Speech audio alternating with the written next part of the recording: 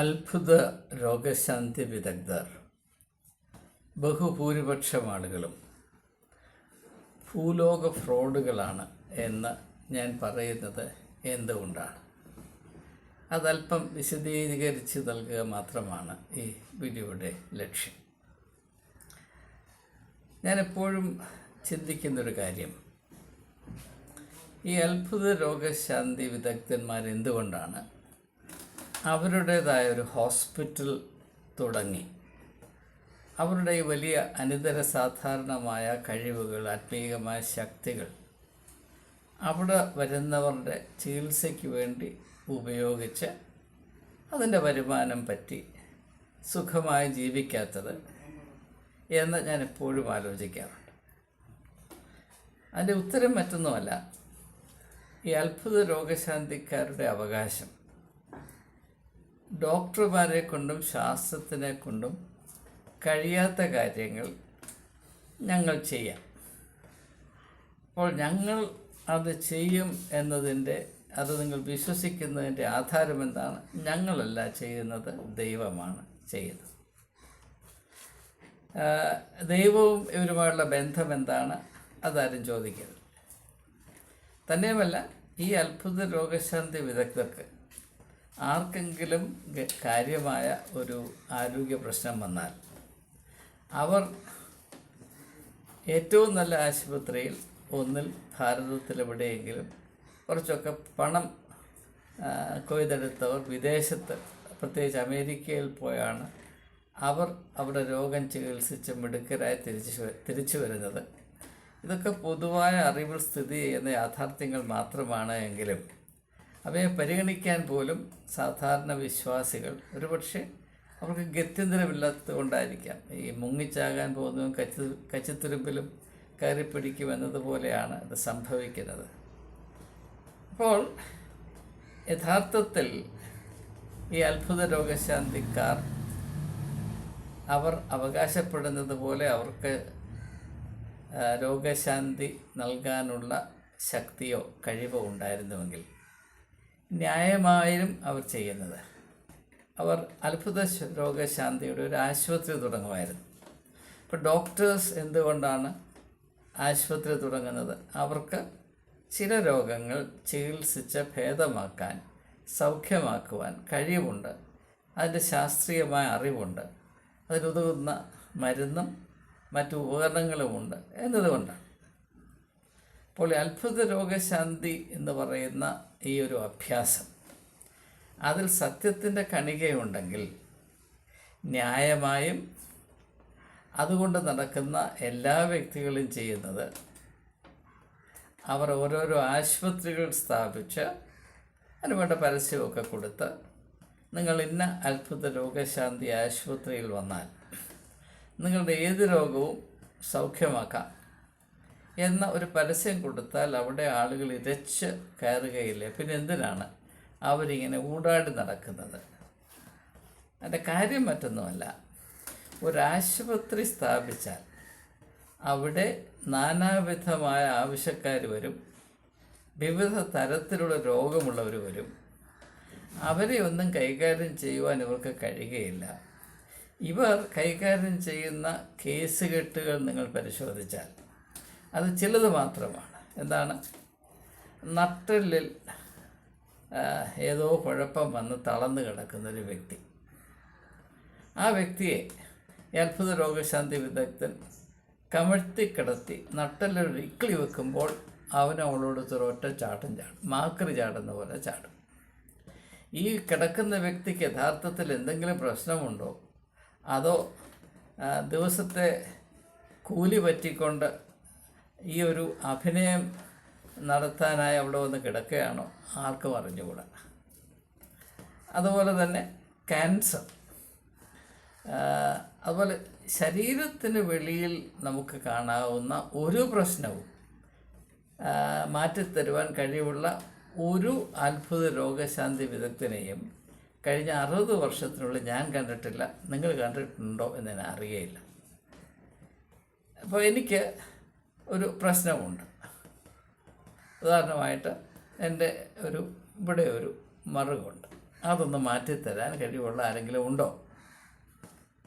അല്ലെങ്കിൽ എൻ്റെ ഈ കഴുത്തിന് നല്ല വേദനയുണ്ട്, അത് മാറ്റിത്തരാൻ കഴിവുള്ള ആരെങ്കിലും ഉണ്ടോ എന്ന് ഞാൻ അന്വേഷിച്ചിട്ടുണ്ട്. ഞാനതിന് എന്താ പറയുന്നൊരു റിവാർഡ് അനൗൺസ് ചെയ്തതാണ്. 50 ലക്ഷം രൂപ തരാം. ആരും വന്നതായിട്ട് എനിക്കറിയില്ല. അപ്പോൾ ഇത് മനുഷ്യനെ, യാതൊരു വിവരമില്ലാത്ത മനുഷ്യരെ കബളിപ്പിച്ച്, അത് ദൈവത്തിൻ്റെ പേരിൽ കബളിപ്പിച്ച് ഈ വ്യവസായം നടത്തിക്കൊണ്ടിരിക്കുകയാണ് എന്നതിനെപ്പറ്റി ഈ കാലത്തെങ്കിലും നമ്മുടെ ഇടയിൽ അല്പം ഒരു ബോധ്യമുണ്ടാകണം. പിന്നെ ഇത് മനസ്സിലാക്കുന്നതിന് വേണ്ടി അല്പം ചരിത്രപരമായ കാര്യം ഞാൻ ഇതിൽ ഉൾക്കൊള്ളിക്കുകയാണ്. നാം മതത്തിൻ്റെ ആവിർഭാവം നോക്കുമ്പോൾ എല്ലാവരും പൊതുവെ സമ്മതിക്കുന്ന കാര്യം മാത്രമാണ് ഞാൻ പറയാൻ പോകുന്നത്. 3 കാരണങ്ങളാലാണ് മനുഷ്യൻ മതപരമായ താല്പര്യങ്ങളിലേക്ക് കടന്നു വരുന്നത്. അത് ഓർത്തിരിക്കാൻ വളരെ എളുപ്പമാണ്. പ്രകൃതി മനുഷ്യനെ എപ്പോഴും ഭയപ്പെടുത്തിക്കൊണ്ടേയിരിക്കുന്നു. ഇപ്പോൾ ഇടി വെട്ടുന്നു, കൊടുങ്കാറ്റടിക്കുന്നു, പേമാരി ഉണ്ടാകുന്നു, വെള്ളപ്പൊക്കമുണ്ടാകുന്നു. പിന്നെ കാട്ടിലൊക്കെ ആണെങ്കിൽ പ്രകൃതിയുടെ പ്രതിനിധികളായ മൃഗങ്ങൾ ആക്രമിക്കുകയാണ്. ഇപ്പോൾ നമുക്കറിയാം, കേരളത്തിൻ്റെ കിഴക്കൻ മേഖലകളിൽ പുലി ഇറങ്ങുന്നു, കാട്ടാനിറങ്ങി ചവിട്ടിക്കൊല്ലുന്നു. ഇതൊക്കെ പണ്ട് തൊട്ടേ ആദിമകാലത്തെ മനുഷ്യൻ അഭിമുഖീകരിച്ച പ്രശ്നങ്ങളാണ്.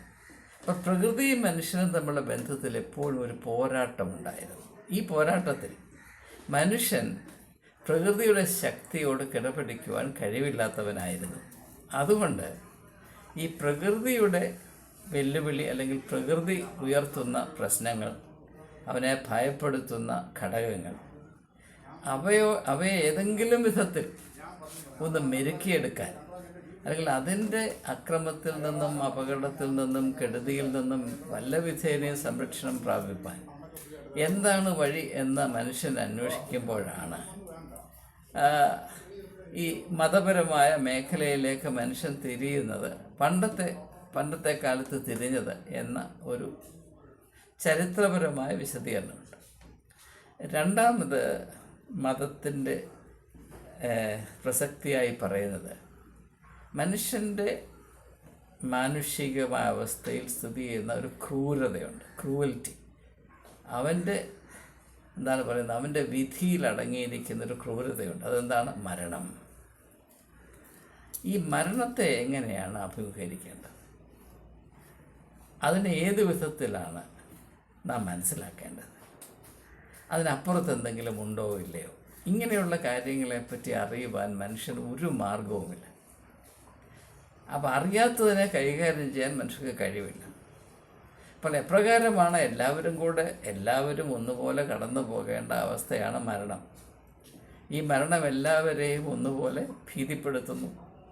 മരണത്തിൻ്റെ മുമ്പിൽ വിറച്ചു നിൽക്കാത്ത ആരും തന്നെയില്ല. അപ്പം അങ്ങനെയുള്ള ഒരു യാഥാർത്ഥ്യത്തിൽ മനുഷ്യന് അവൻ്റെ വിധിയുടെ ക്രൂരത അഭിമുഖീകരിക്കാൻ എന്താണ് മാർഗമെന്ന് നോക്കുമ്പോൾ മറ്റൊരു അത്താണിയുമില്ല, അത് മതം മാത്രമാണ്. ഇതാണ് രണ്ടാമത്തെ കാര്യം. മൂന്നാമത്തേത്, മനുഷ്യർ ഈ ലോകത്തിൽ ജീവിക്കുന്നിടത്തോളം കാലം അവർക്ക് കഷ്ടവും പ്രയാസവും ദുഃഖവും അരിഷ്ടതയും ദീനവും ബലഹീനതയും ഒക്കെ ഉണ്ടായിക്കൊണ്ടിരിക്കും. ഈ പരാധീനത, ഈ അരിഷ്ടത, അതിൽ നിന്ന് മനുഷ്യർക്ക് ഒരു സംരക്ഷണം വേണം, വിടുതൽ വേണം. അതിനെന്താണ് മാർഗം?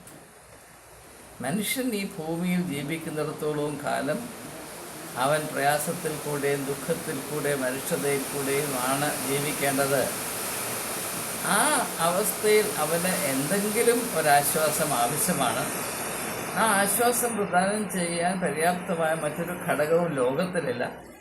അത് മതമല്ലാതെ വേറൊന്നുമില്ല. ഇതാണ്. അപ്പോൾ ഈ മൂന്നാമത്തെ ഘടകത്തെ ചേർത്ത് വെച്ച് ചിന്തിക്കുമ്പോൾ നമ്മുടെ അത്ഭുത രോഗശാന്തി ഫ്രോഡുകളുടെ യഥാർത്ഥത്തിലുള്ള പ്രവർത്തനം നമുക്ക് മനസ്സിലാക്കാൻ കഴിയും. അപ്പം രോഗം എന്ന് പറഞ്ഞാൽ ഈ ലോകത്തിൽ നാം ജീവിക്കുമ്പോൾ നമ്മൾ അനുഭവിക്കേണ്ട അരിഷ്ടതയുടെയും കഷ്ടപ്പാടിൻ്റെയും ഒരു മുഖം മാത്രമാണ്. ഇപ്പോൾ രോഗം മാത്രമല്ല മനുഷ്യരുടെ പ്രയാസം. പട്ടിണി അതൊരു പ്രയാസമാണ്.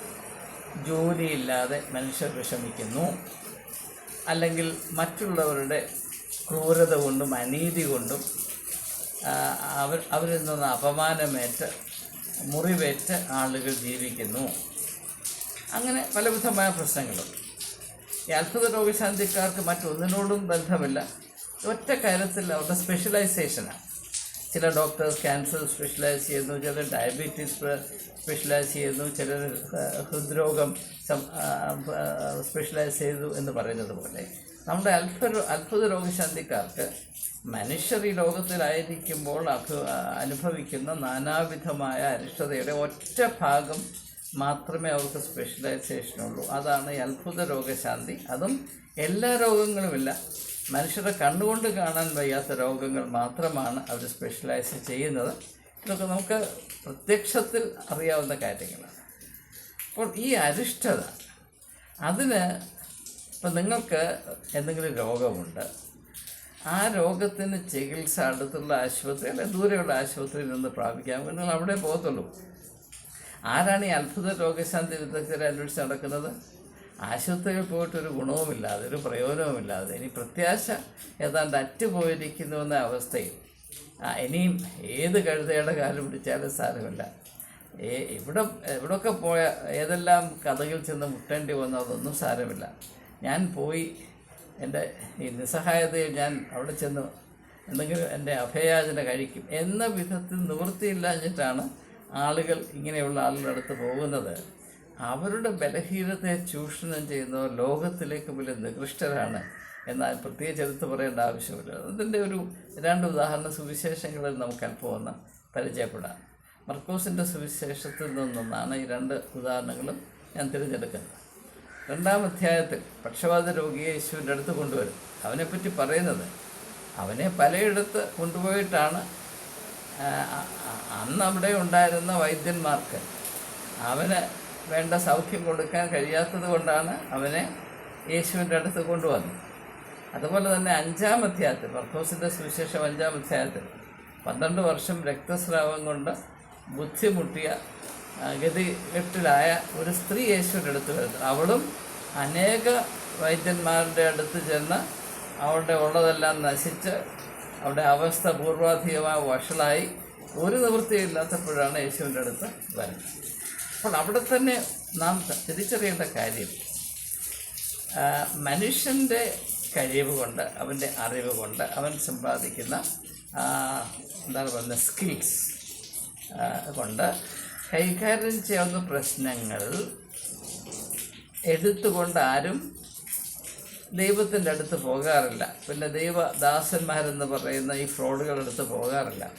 അപ്പോൾ എല്ലായിടത്തും പോയി പരാജയം സംഭവിച്ചു, എനിക്ക് യാതൊരു ആശ്വാസവുമില്ല എന്ന ദുരവസ്ഥയിലായിരിക്കുന്ന ആളുകളെയാണ് ഈ രോഗശാന്തി വിദഗ്ധരെന്ന് പറയുന്ന ഭൂലോക ഫ്രോഡുകൾ ചാക്കിട്ട് പിടിക്കുകയും അവരുടെ നിസ്സഹായതയാണ് മനസാക്ഷിയില്ലാതെ ഇവർ ചൂഷണം ചെയ്യുകയും ചെയ്യുന്നതെന്ന് പറയുമ്പോൾ, ഇവരെക്കാൾ പൈശാചികമായ വേറൊരു കൂട്ടർ ഈ ലോകത്തിൽ ഉണ്ടാകാൻ സാധ്യമാണോ എന്ന് ഞാൻ എന്നോട് തന്നെ ചോദിക്കാറുണ്ട്. അതുകൊണ്ടാണ് മനസ്സോടെ വിഷയം ഞാൻ കൈകാര്യം ചെയ്യുന്നത്. ലോകത്തിലേറ്റവും വലിയ ഒരിക്കലും പൊറുക്കാനാവാത്ത അധർമ്മം എന്താണെന്ന് ചോദിച്ചാൽ, ഈ അത്ഭുത രോഗശാന്തി എന്ന് പറയുന്ന വ്യാജമായ പ്രഹസനത്തിൽ കൂടെ മനുഷ്യാവസ്ഥയിലെ അരിഷ്ടതയുടെ നെല്ലിപ്പലക കണ്ടിരിക്കുന്ന ഏറ്റവും നിസ്സഹായ അവസ്ഥയിലായിരിക്കുന്ന സഹോദരങ്ങളുടെ ആ അരിഷ്ടതയെയും നിസ്സഹായതയെയും ചൂഷണം ചെയ്ത് സ്വന്തം പോക്കറ്റ് നിറയ്ക്കാൻ ശ്രമിക്കുന്നവനാണ് ലോകത്തിലെ ഏറ്റവും വലിയ അധർമ്മം പ്രവർത്തിക്കുന്നവൻ എന്നതിന് യാതൊരു സംശയമില്ല. അങ്ങനെയുള്ളവരെയും കൂടെ മുന്നമേ കണ്ടുകൊണ്ടാണ് യേശു പറയുന്നത്, ആ കാലത്ത് പലരും എൻ്റെ അടുത്ത് വന്ന് കർത്താവേ നിന്റെ നാമത്തിൽ ഞങ്ങൾ പ്രവചിക്കുകയും വീര്യപ്രവൃത്തികൾ ചെയ്യുകയൊക്കെ ചെയ്തു. അപ്പോൾ ഞാൻ അവരോട് പറയും, ഞാൻ നിങ്ങളെ അറിയുന്നില്ല, അധർമ്മം പ്രവർത്തിക്കുന്നവരെ നിങ്ങൾ എന്നെ വിട്ടുപോകുകയും. അങ്ങനെ അധർമ്മം പ്രവർത്തിക്കുന്നവരുടെ ലിസ്റ്റിൽ ആദ്യം നിൽക്കുന്നത്, മുൻപന്തിയിൽ നിൽക്കുന്നത് ഈ അത്ഭുത രോഗശാന്തിക്കാരും, പിന്നെ 2ാമത്തെ പന്തിയിൽ നിൽക്കുന്നത് ഈ മറുഭാഷ പറഞ്ഞ ആളുകളെ തെറ്റിദ്ധരിപ്പിച്ച് ഏതാണ്ട് വലിയ ദൈവത്തോട് സംസാരിക്കുന്ന ദൈവത്തിൻ്റെ അടുത്ത ദല്ലാളുകളാണെന്നൊക്കെ നടിച്ച് ജനങ്ങളെ വഞ്ചിക്കുന്ന ആളുകളുമായിരിക്കും എന്ന് ഞാൻ ആത്മാർത്ഥമായി വിശ്വസിക്കുന്നു. അതുകൊണ്ട് മാത്രമാണ് ഞാൻ ഈ വീഡിയോ ചെയ്യുന്നത്. ദയവായി ആരും നിങ്ങളെ വഞ്ചിക്കാതിരിക്കാൻ പ്രത്യേകം ശ്രദ്ധിച്ചുകൊള്ളുവീൻ. നിങ്ങളെ സഹായിക്കാൻ കഴിവുള്ളവരാരും തന്നെയില്ല. കാരണം എന്താണ്? നിങ്ങൾക്ക് സഹായം പ്രാപിക്കേണ്ടത് യേശുവിൽ നിന്നാണെങ്കിൽ, അല്ലെങ്കിൽ ദൈവത്തിൽ നിന്നാണെങ്കിൽ, യേശുവും നിങ്ങളും തമ്മിൽ, അല്ലെങ്കിൽ ദൈവവും നിങ്ങളുടെ മധ്യത്തിൽ ഒരു ഇടനിലക്കാരനും ആവശ്യമില്ല എന്നതാണ് യേശു വെളിപ്പെടുത്തിയ ഏറ്റവും ആശ്വാസജനകമായ ഒരു സത്യം. അതിനെ 100% റദ്ദാക്കിക്കൊണ്ടാണ് ഈ കാട്ടുകള്ളന്മാർ ഭക്തിയുടെ കുപ്പായവും അണിഞ്ഞ് പാവപ്പെട്ടവരെ അവിടെ നിസ്സഹായ അവസ്ഥയിൽ മനസാക്ഷിയില്ലാതെ ചൂഷണം ചെയ്ത് അവരുടെ പരിപാടികൾ നടത്തിക്കൊണ്ടു പോകുന്നത്.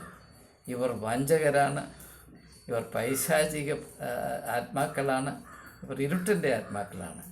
ഇവരാൽ വഞ്ചിക്കപ്പെടാതിരിക്കാൻ ദയവായി ഏവരും ശ്രദ്ധിക്കണമേ എന്ന് അഭ്യർത്ഥിച്ചുകൊണ്ട് വാക്കുകൾ ഉപസംഹരിക്കുന്നു.